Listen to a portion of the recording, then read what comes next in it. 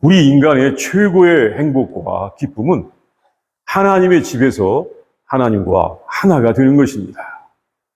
그 이상의 기쁨, 행복은 없다고 합니다. 그래서 우리는 하나님의 집에 가고자 하는 것이고, 우리의 구원은 하나님과 하나됨이라고 말합니다. 하나님의 집에 가야 된다. 그러면 하나님은 어디에 계실까? 아니, 과연 하나님은 어디에 계시는가? 하나님의 뜻은 무엇인가? 우리는 이런 질문을 하게 됩니다. 예수님께서 하나님의 나라에 대하여 이 중요한 말씀을 거의 다 이제 가르쳐 주신 후에 그 성전에서 떠나실 때 이제 중요한 일정을 앞에 두시고 잠깐 쉬시기 위하여 성전에서 떠나실 때 제자들이 그 성전의 화려함을 보고서 예수님께 그 화려함에 대하여 말을 하였습니다. 이것은 예수님께서 그 건물에 대하여 전혀 관심을 보이지 않는 것에 의아했기 때문일 것입니다. 이렇게 화려한 건물이 있는데 우리 선생님은 전혀 관심이 없구나. 이렇게 생각하고 말한 것 같습니다. 그러자 예수님께서는 제자들이 깜짝 놀랄 말씀을 하셨습니다. 그 말씀을 보겠습니다. 첫째, 예수님께서는 제자들에게 그 크고 아름다운 성전이 완전히 무너질 것을 예언하셨습니다. 이것은 제자들에게 세상 끝에 일어날 일로 받아들여졌습니다. 이 예수님 당시의 예루살렘 성전은 정말 화려하고 웅장한 건물이었다고 합니다. 그 성전은 크고 아름다운 이 대리석으로 지어져 있었는데 그 기초를 이룬 돌 하나의 크기가 가로가 11.4m, 세로는 3.7m, 높이는 5.5m나 되었다고 합니다. 그러니까 이 대리석 하나의 크기가 얼마나 큽니까? 가로가 11.7m, 세로는 이런 건 중요하지 않습니다만 3.7m, 높이는 5.5m. 정말 큰 돌들을 가져다가 그 성전을 지었습니다. 그리고 성전의 기둥, 대리석 기둥은 이 높이가 12m나 12m. 지금도 이게 몇 층 높이입니까? 한 4층 높이 되죠. 이렇게 되었다고 합니다. 당시에 대단한 기계도 없었을 터인데 엄청난 건물을 지었던 것입니다. 지금도 이 성전이 남아있다면 세계 유산, 보물로 지정되었을 것입니다. 그리고 아마 그 중에서도 가장 아름다운 고대 건축물 중에 하나였을 것 같습니다. 정말 대단히 크고 아름다운 성전을 큰 정성으로 지었던 것 같습니다. 그리고 이 성전을 만들기 위해서 각종 보석과 귀중품들을 헌물 받아서 기둥과 현관을 장식했다고 합니다. 그 봉헌된 헌물 중에는 이 주전 19년이에요. 그때 헤롯이 이 성전을 건축하는 것을 기념하기 위하여, 그러니까 이게 원래는 스룹바벨 성전으로 내려오고 있었거든요. 그것을 개축하는 것을 기념하기 위하여 금을 헌정을 했었는데 이 금으로 만든 포도나무에 사람 키만한 크기의 순금 포도송이가 그 현관에 있었다는 것입니다. 이 사람 키만한 크기의 황금 포도송이가 그 포도나무에 달려 있었다는 것입니다. 와, 대단하지 않습니까? 예. 이 이외에도 금이 얼마나 많이 사용되었을까요? 정말로 그런 건물이 있어서는 안 됩니다. 엄청 화려하게 만든 것이었습니다. 예수님의 제자들이 그 성전의 모습을 보았습니다. 그리고 메시아이시자 자기들의 선생님이신 예수님께서 이제 곧 그 성전에서 세상을 다스릴 것을 기대하고 있었습니다. 이틀 뒤에 돌아오는 이제 6월절에는 그 민족이 해방되었듯이 그 6월절에는 예수님께서 그 민족을 로마의 억압으로부터 해방시키고 거기에서 온 세상을 다스릴 것을 기대하면서 그 화려한 성전, 왜냐하면 거기서 자기들이 세상을 다스릴 테니까. 그 화려한 성전을 볼 때마다 얼마나 가슴이 벅찼겠습니까? 그 화려한 성전에서 우리들이 온 세상을 다스릴 것이다. 그 성전이 얼마나 아름다운가. 이것을 예수님께 말하였습니다. 선생님, 성전이 정말 아름답고 웅장해요. 이게 다 우리 것이 되는 것이죠. 이렇게 말하고 싶었을 것입니다. 그러자 예수님께서 뜻밖의 말씀을 하셨습니다. 너희 보는 이것들이 날이 이르면 돌 하나도 돌 위에 남지 않고 다 무너뜨려지리라. 제자들은 그 성전의 아름다움을 보면서 예수님께서도 함께 감탄하시고, 이제는 우리가 그곳에서 하나님을 섬기고 세상을 다스릴 것이야 라고 하실 줄 알았습니다. 좋지? 좋지. 이렇게 말할 줄 알았을 것입니다. 근데 예수님께서는 이것은 돌 하나도 돌 위에 남지 않고 무너뜨려지리라고 하셨습니다. 이것은 뜻밖의 말씀입니다. 이 아름답고 웅장한 성전이 무너진다 이것입니다. 사실 제자들은 그 성전은 세상 끝날까지 영원할 것으로 기대하고 있었습니다. 그렇게 크고 튼튼한 건물을 본 적이 없었습니다. 뭐 어디 간들 그런 성전이 있었겠습니까? 그런 건물이 있었겠습니까? 본 적이 없습니다. 그리고 메시아 왕국은 영원할 것으로 기대하고 있었습니다. 이 다윗의 후손이 다윗의 왕자에 앉아서 세상을 영원히 다스릴 것이다. 이것은 우리가 이 사무엘상 7장의 말씀이나 사무엘하 7장의 말씀이나 이사야서 9장 17절의 말씀을 읽으면 그 나라는 영원할 거야 라고 하는 그런 기대를 하게 됩니다. 제자들은 그렇게 생각하고 있었습니다. 그래서 그 크고 아름다운 성전은 세상 끝날까지 결코 무너지지 않을 것이다 생각하고 있었던 것입니다. 그런데 예수님께서 그 성전이 무너질 것이라고 예언을 하신 것입니다. 그 성전은 무너진다. 그곳은 기도하는 집이 아니라 사실은 강도의 소굴이기 때문에 하나님의 심판을 받아 멸망할 것입니다. 그곳이 하나님의 성전이라고 불리고 있지만 하나님께서는 그곳을 버린 것입니다. 하나님께서 임재하시고 하나님과 교제하는 집이 아니었습니다. 하나님께서 그곳에 계시고 사람들이 하나님과 교제하는 집이 아니었던 것입니다. 그 건물은 화려하고 의식들은 멋지게 보였지만 하나님의 진리를 떠나서 인간의 위선과 가증한 종교의 형식만이 가득한 곳이었던 것입니다.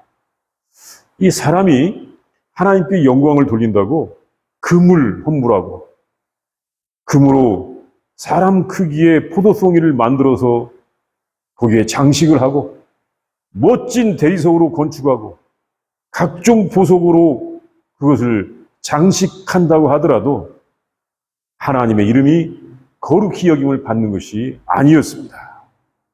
그것은 타락하고 불의한 인간들이 자기들의 영광을 추구하는 곳이었던 것입니다. 그곳에는 하나님이 임재하시지 않았던 것입니다. 전에도 어떤 교회가 이 예배당을 건축하면서 아주 화려하고 크게 만들었습니다. 그것은 하나님의 성전을 짓는데 이 최고의 정성으로 화려하게 만들어야 하는 것 아니냐 이런 생각이었습니다. 아니 하나님의 성전을 짓는데 우리가 최고의 정성을 다해서 최고로 아름답게 만들어야 하는 것 아니냐 그런 생각이었던 것입니다. 이것은 성도들에게 잘못된 믿음을 가르치는 것이었습니다. 목사가 자신의 영광을 추구하는 것이었습니다. 결국 그런 곳들은 다른 곳으로 다 팔리고 말았습니다. 다른 곳으로 팔렸습니다. 예수님께서는 껍데기는 화려하지만 참된 하나님과의 교제, 하나님의 사랑이 없는 곳은 곧 무너질 것이라고 말씀하신 것입니다. 겉은 화려하고 웅장하게 꾸민다고 하나님께서 영광을 받으시는 것은 아니고 그곳에 하나님이 계시는 것은 아닙니다. 하나님께서 나는 외모를 보지 않는다라고 그렇게 말씀하신 적이 여러 곳이 있는데, 사람의 외모만 보시지 않는 것이 아니라 사람이 만드는 여러 가지 성전, 뭐 이런 그런 것의 외모도 보시지 않는다고 우리가 알 수가 있는 것입니다. 그래서 그곳은 하나님의 심판을 받았습니다. 예수님께서 말씀하신 지 40년 후인 주 70년에 로마의 군대에 의해서 완전히 파괴되고 말았습니다. 그곳에 금이 많다는 소식이 있어서 군인들이 그 금을 찾기 위해서 모든 돌들을 다 파헤치고 그 성전은 완전히 파괴되었습니다. 껍데기는 화려했지만 하나님께서 계시지 않던 성전의 결말이었던 것입니다. 둘째, 그 예루살렘 성전이 무너질 때 거짓 선지자들이 많이 일어나서 사람들을 미혹하나 그 미혹을 받지 않도록 주의하라고 하셨습니다. 그 크고 웅장한 성전이 돌 하나도 도료에 남지 않고 다 무너뜨려질 것이라고 하는 예언은 제자들에게 세상의 끝을 생각하게 하였습니다. 세상의 끝에 그 성전이 무너질 것인데, 그러면 우리가 세상의 끝, 그 끝의 징조를 어떻게 알 것인가? 그래서 제자들은 세상 끝의 징조를 예수님께 물었습니다. 선생님, 그러면 어느 때에 그 성전이 무너지며 이런 일이 일어나려 할 때 무슨 징조가 있겠습니까? 그때 예수님께서는 제자들에게 주의사항과 그 징조를 가르쳐 주셨습니다. 그 중에 첫 번째는 미혹을 받지 않도록 주의하라는 말씀입니다. 미혹을 받지 않도록 주의하라. 속지 말라. 속지 말도록 주의하라.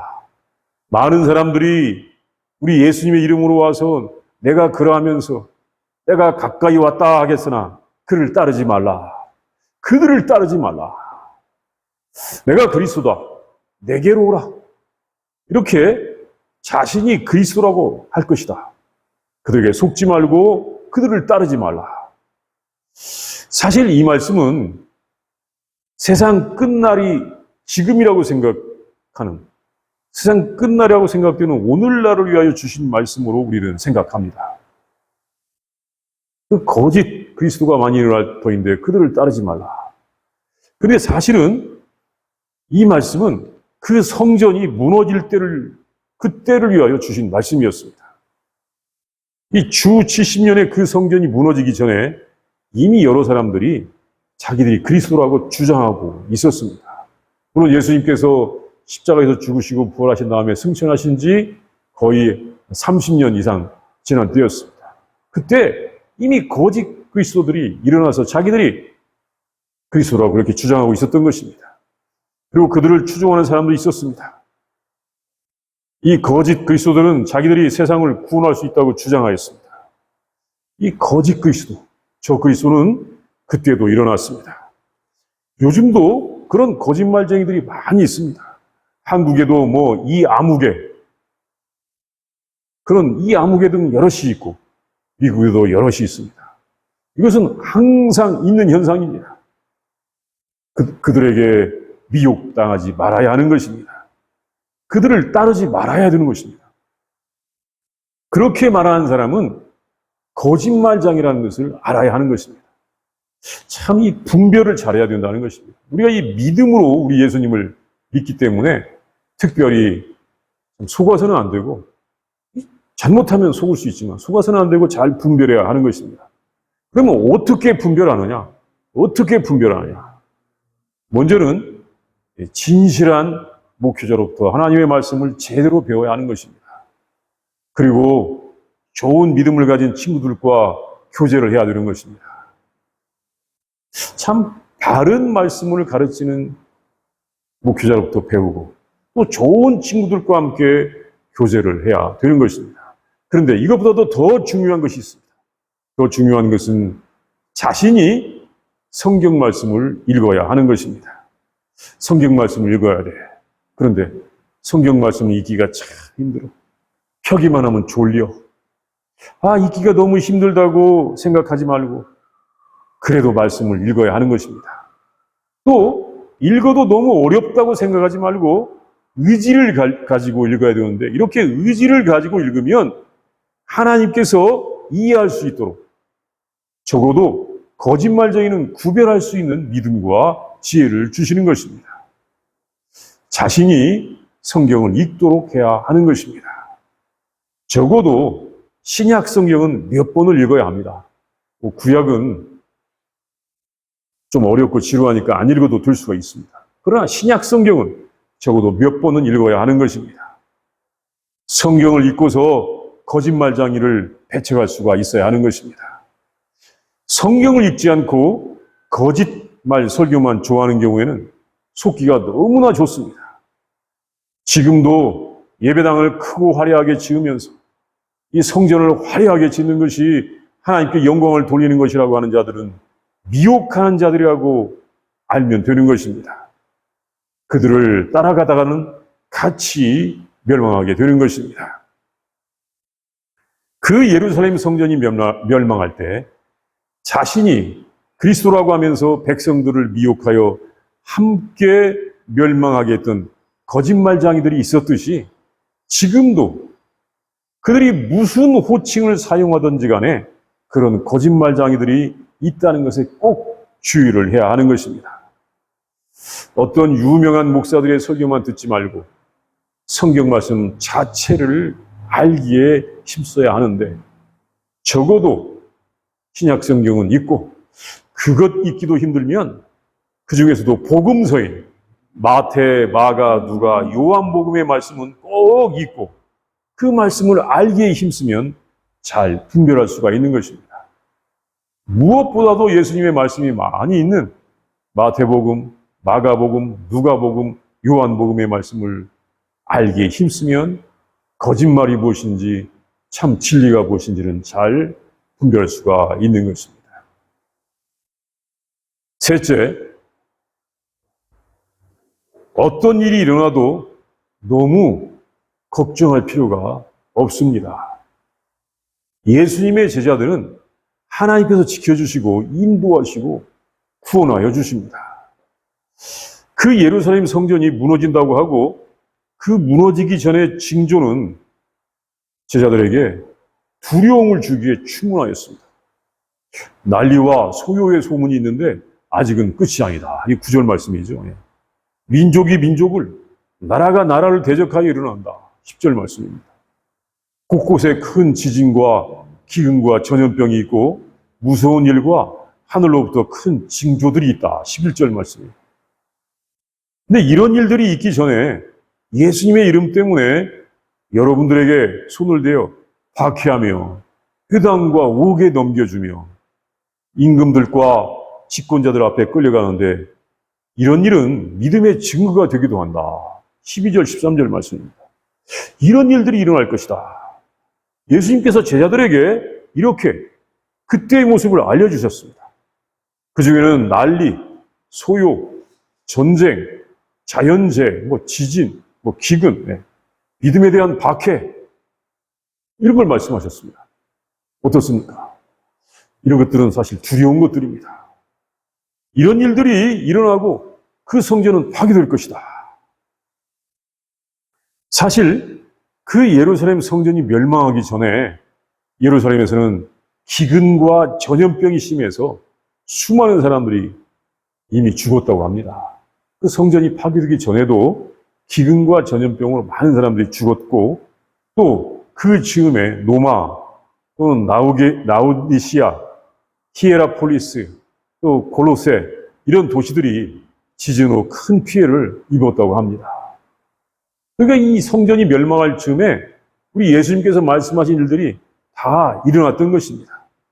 또한 노마가 그 지역을 침공하기 전에 유대인들의 열심당인 이 젤롯들이 그 노마의 황제 숭배에 반대하여 반란을 일으켰고, 이것을 진압하기 위하여 노마 군대가 그곳에 전쟁을 하러 왔던 것입니다.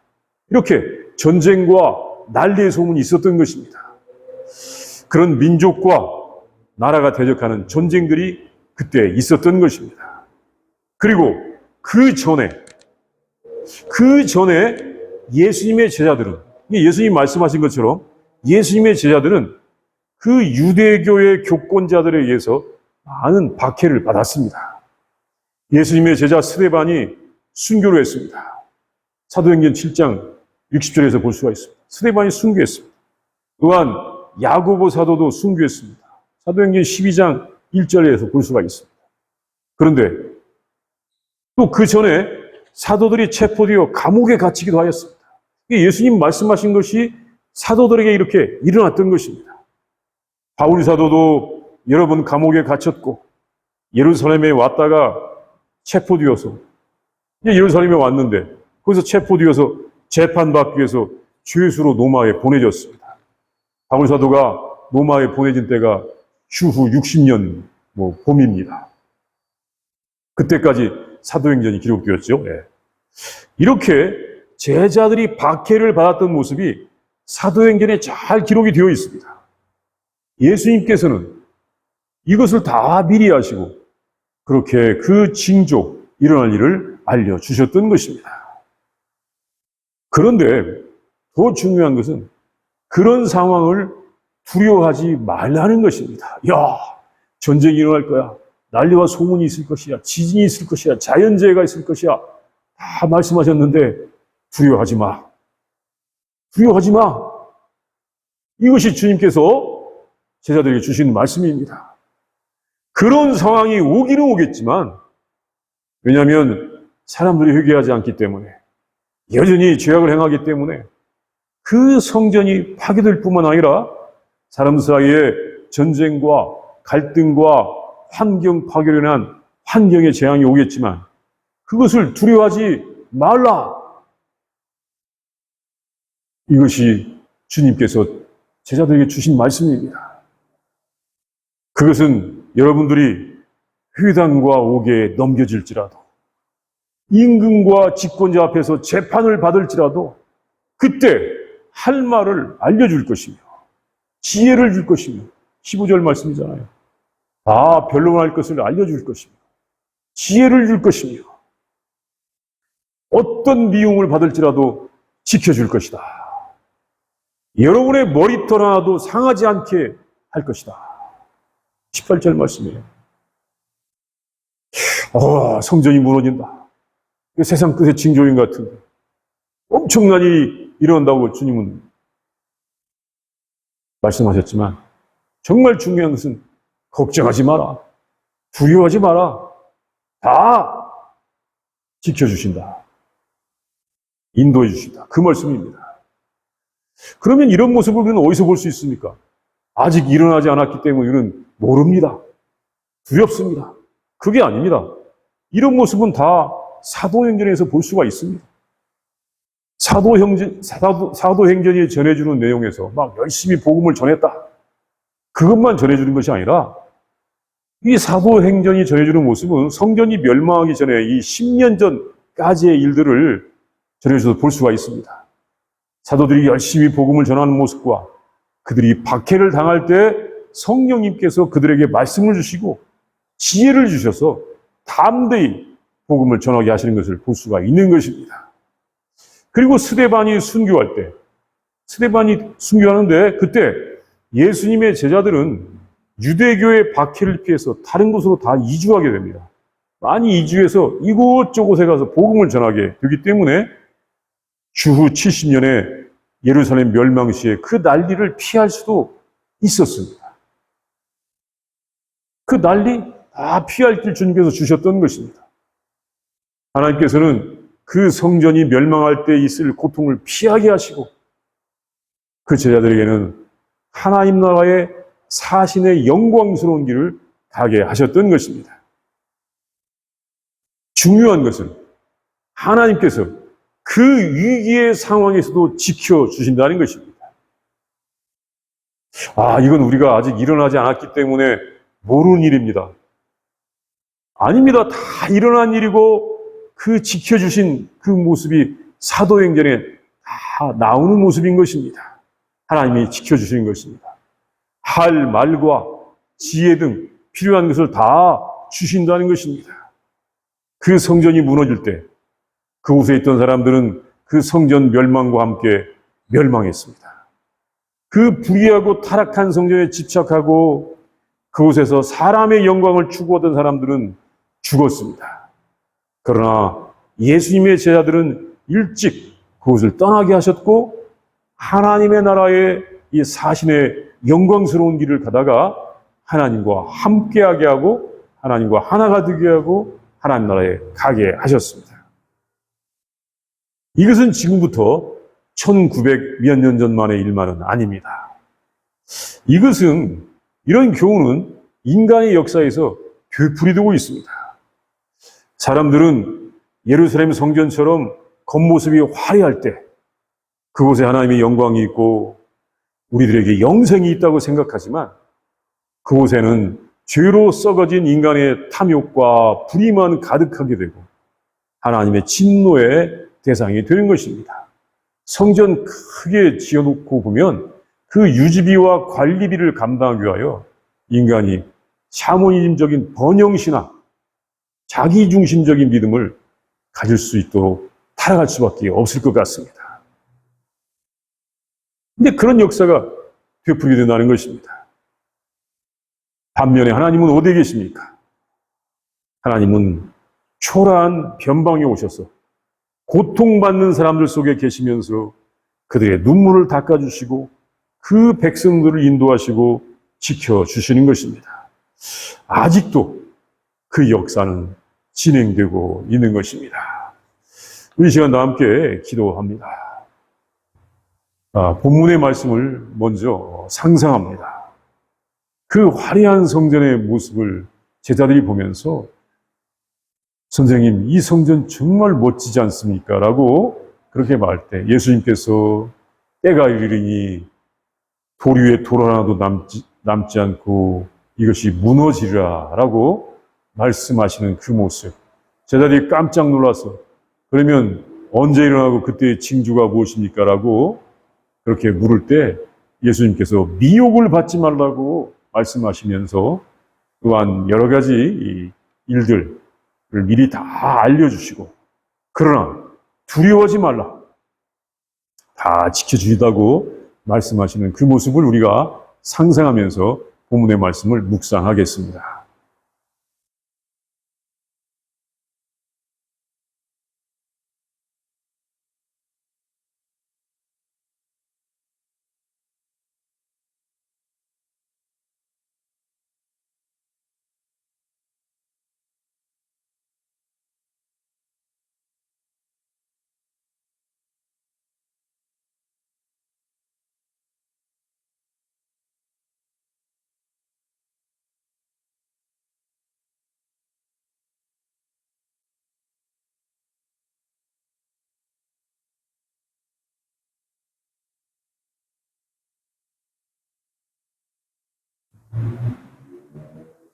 하나님 참으로 감사합니다.